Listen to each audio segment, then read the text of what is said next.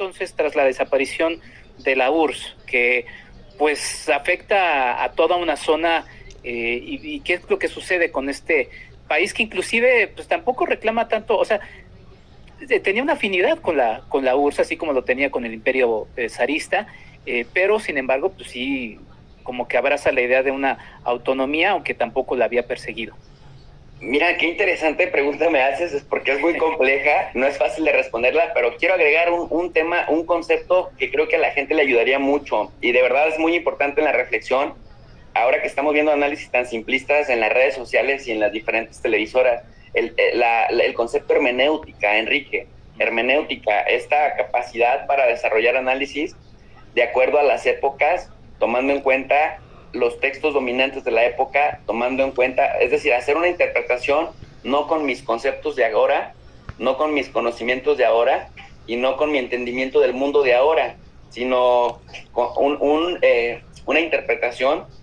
incluso de los textos y de los contextos, tratando de tomar en cuenta lo que dominaba en una época. Y no se podría explicar el tema Ucrania si no nos remitimos al fin de la Primera Guerra Mundial y que surge de manera artificial lo que después conocemos como la Unión Soviética, porque recordemos que también poquito antes de que terminara la Primera Guerra Mundial se da la ruptura con el imperio zarista, desmembran el imperio zarista, ruso zarista, que era cristiano ortodoxo, y que por eso también ahora es bien curioso que digan que Putin es comunista cuando en realidad Putin está tratando de rescatar el zarismo y las costumbres dominantes de aquella época, pero luego hay quien lo confunde con Stalin por el dominio que tiene de la política rusa, como lo tenía Stalin. Pero bueno, entonces, a ver, entonces para no perderme en el orden cronológico, en aquella época cuando se termina la Primera Guerra Mundial, ves que escuchamos ahora mucho de moda la construcción de un nuevo orden mundial, ¿no? Pues el verdadero nuevo orden mundial se da justamente a partir de 1920, que por ejemplo colapsan los imperios, el imperio turco otomano, por ejemplo, o el imperio austrohúngaro germánico, o lo que quedaba de eso, y que por cierto también Ucrania se encuentra en el cruce de todos esos imperios desmembrados, del ruso zarista, del imperio austrohúngaro germánico, que también llegaba hasta los territorios ucranianos, y también el imperio turco otomano, con el que compartía mares y con el que se libraron varias batallas también en Ucrania por no dejar avanzar a los otomanos. Entonces cuando se desmembran surgen repúblicas, y surge por ejemplo la República Turca, ¿no?, de Atatürk, el padre de la patria, que tiene su propio rollo con el tema del genocidio armenio, que es otro temote. Viene también la construcción de la Unión Soviética, con los bolcheviques a la cabeza, con un Lenin que está dubitativo, después Stalin lo hace a un lado, y con Stalin se va a manejar. Stalin, para empezar, no tenía estudios universitarios. Stalin era un asaltante de bancos, mucha gente no lo conoce, pero Stalin asaltaba bancos, y a Stalin le cayó de pelos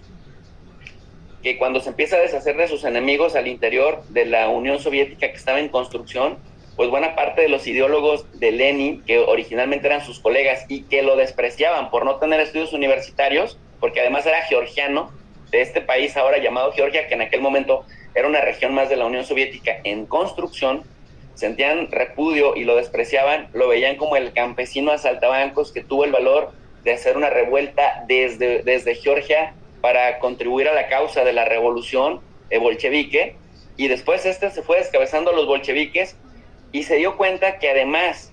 de sembrar en un estado de terror, también tenía que ser pragmático porque no podía matar a todo mundo, que luego también es la impresión que nos dan de Occidente cuando se habla de la época de terror en la Unión Soviética en el tiempo de Stalin, sobre todo entre los años 20 y los años 30, que tiene que ser pragmático y tiene que negociar con diferentes líderes provincianos, y ahí es donde entra el papel de Ucrania y entra el papel de Georgia y de las repúblicas o de las ex repúblicas soviéticas socialistas como Kirguistán o Kazajistán, que no podríamos entender, por ejemplo, tampoco, Enrique, que hace muy poco, hace unas 4 o 5 semanas, Rusia le gana la partida a Estados Unidos y Anthony Blinken mandando 3,000 militares de élite, y aplastan el golpe de Estado que estaba en ciernes al estilo de Ucrania, del Euromaidán del 2014. Y ya habían empezado con una campaña de desprestigio contra el gobierno de Kazajistán, que dicho sea de paso es el 9º país más grande del mundo y que también tiene una cantidad impresionante de recursos petroleros y de gas. Pero bueno, vuelvo al tema de Ucrania. Entonces Stalin se da la oportunidad no solamente de asesinar a los más cercanos en San Petersburgo y en Moscú, sino también con los que estaban más lejos para evitar disidencias al estilo mismo del propio Stalin, que desde la Georgia se había hecho fuerte en su camino para llegar al Kremlin. Empieza a negociar y entonces es pragmático en el sentido de que les da cierto margen de maniobra a los gobernantes de las provincias. Aquel que se revela cuando ya tiene mayoría de militares y mayoría de generales y mayoría de coroneles, sobre todo los de 4 y 5 estrellas subordinados, porque a esos de la élite militar y a esos de la élite empresarial en la Unión Soviética, que se convierte además en la mano de obra barata del mundo, un poco lo que China es ahora, Rusia lo fue en los años 20 y en los años 30 para la prosperidad y la tranquilidad de Europa, y después Rusia, la Unión Soviética va a convertirse en la que más muertos pone en la Segunda Guerra Mundial. Entonces, ¿por qué menciono como todos estos elementos? Porque si nos perdemos de vista eso y nada más nos ponemos a hacer análisis coyunturales de ahora, ignorando todo lo anterior, podríamos estar errados en muchas cosas. Entonces, a Ucrania, en esta construcción, decía yo, superficial de las naciones, y que pasa por un proyecto sangriento, porque los estados finalmente son proyectos sangrientos que se van dando a partir de guerras, y la construcción de normatividades se da cuando no puedes negociar con alguien, se da aplastando a ese alguien. Y es lo que estamos viendo, o sea, si hacemos la analogía, es lo que estamos viendo, pero así surge la Unión Soviética, así surge la República de Turquía, así surge Alemania, República Checa, la misma Polonia como construcción de proyectos bien sangriento, Ucrania misma, en el proceso de estira y afloja con Moscú y con San Petersburgo, va cediendo en algunas cosas. ¿Y en qué parte cedía? Pues en que sí somos parte de la Unión Soviética, Cuando viene la Segunda Guerra Mundial, recordemos que hay un personaje muy interesante, por sangriento y por traidor, que se llama Stephen Bandera, por poco se me va el nombre, Stephen Bandera,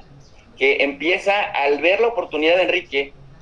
en la debilidad de la Unión Soviética, y por eso mencioné que fue el que más muertos puso, por millones, casi 27 millones de muertos puso, y parecía que los nazis iban a ganarle fácil la partida militar a la Unión Soviética de Stalin, que parece que fue el hecho que más cimbró a Stalin y más lo puso neurótico y paranoico. Parecía que entre 1941 y 1943, cuando se rompe el pacto Ribbentrop-Molotov, o Molotov-Ribbentrop, que eran funcionarios de alto nivel del gobierno alemán nacionalsocialista y del gobierno soviético, para no agredirse mutuamente, que se rompen el 41, lo rompen los nazis. Stephen Bandera, en Ucrania, líder de esta región, colabora con Hitler, colabora con los nazis, para que desde Ucrania se pudiera avanzar más fácilmente a la derrota de la Unión Soviética. Y eso es lo que pronto la gente dice, es muy exagerado decir que hay neonazis en Ucrania. Bueno, pero era colaborador de los nazis, y se atribuyen a esta colaboración de Bandera con los nazis a 100,000 muertes aproximadamente, entre judíos, polacos, gitanos y mismos moscovitas, que resistían a los nazis desde Ucrania. Pero entonces en Ucrania hubo una especie como de bienvenida al nacionalsocialismo. Incluso si hacemos un poco de hermenéutica, para no traicionarme a mí mismo, lo que dije hace un momento, más que por ser buenos o malos, lo hacen porque ven en los nazis que están ganando con facilidad muchas batallas en diferentes frentes a la Unión Soviética, que ahora sabemos que la Unión Soviética reculaba a propósito para que después su aliado natural, el invierno siberiano, hiciera su trabajo en contra de los nazis. La interpretación de Bandera fue que los nazis estaban arrasando con facilidad, pero era la Unión Soviética retrocediendo, esperando para hacer un contraataque. Ahora lo sabemos porque lo hemos documentado en muchas fuentes hemerográficas, periodísticas, bibliográficas, etcétera. Pero entonces vio la posibilidad de poderse independizar de la Unión Soviética y dijo, este es el momento, colaboramos con los nazis, le ayudamos a derrotar a Stalin, ¿y qué crees? Pues nos quedamos con Ucrania, declaramos esta nación como independiente y todos contentos. Finalmente la guerra, los 100,000 muertos nadie va a hablar, porque los que vamos a ganar vamos a ser nosotros y vamos a poder escribir la historia. Pero le salió mal. ¿Por qué? Porque finalmente los soviéticos bueno, el invierno siberiano derrota a los nazis con la ayuda de los soviéticos, y entonces pues queda muy mal parada Ucrania. Sin embargo, la Unión Soviética quedó muy debilitada. ¿Y qué es lo que encontramos ahí? Entra Estados Unidos, que trae una narrativa muy interesante bajo la doctrina Truman de combatir el comunismo. Se acaba su enemigo el nazismo y emerge su otro enemigo el comunismo. Ya no necesitan más a la Rusia para derrotar al nazismo, y ahora retoma la bandera de lucha contra el comunismo, ponen como enemigo principal a la Unión Soviética, que está debilitada, con una cantidad de problemas financieros inmensos, una cantidad de muertos que es una locura, y entonces nuevamente Ucrania apela a la separación, que no se la pudo dar Hitler, pero se la dan los que derrotaron a Hitler en el frente occidental, que son los Estados Unidos. Entonces la Unión Soviética no tiene ni fuerzas, ni dinero, ni recursos, ni siquiera capital político para poder retener a Ucrania, y surge esta nación. Entonces, los estira y afloja vienen desde el 46, van de pronto nuevamente, vuelve la Unión Soviética a la carga, y entonces logra, ya con el concepto de Ucrania, logra en 1991 decir, ¿sabes qué? Nosotros desde el 46, desde el 47 queríamos ser independientes y no nos dejan. Hemos logrado gestionar autonomía porque de plano la Unión Soviética estaba muy debilitada, y esa la van a lograr hasta que se desintegra la Unión Soviética y dicen, ahora es cuando. Pero es una región, por así llamarlo, separatista, que no es la única, para no ser injustos con Ucrania, pero para entender pues la inercia de los estira y afloja, que finalmente en ciertas coyunturas determinadas se da por fin la materialización de esto. Entonces, ¿qué es lo que hace Putin? De esa Ucrania que era nuestra, pensando en la historia de un siglo, vamos a recuperar las regiones en donde todavía predomina la mayoría rusa. Por eso pelea con uñas y dientes Crimea, y por eso pelea con uñas y dientes el Donbass, ¿no? Es un poco a grandes rasgos, con el riesgo de omitir muchas cosas, la simplificación de esta revisión histórica de este siglo, Enrique.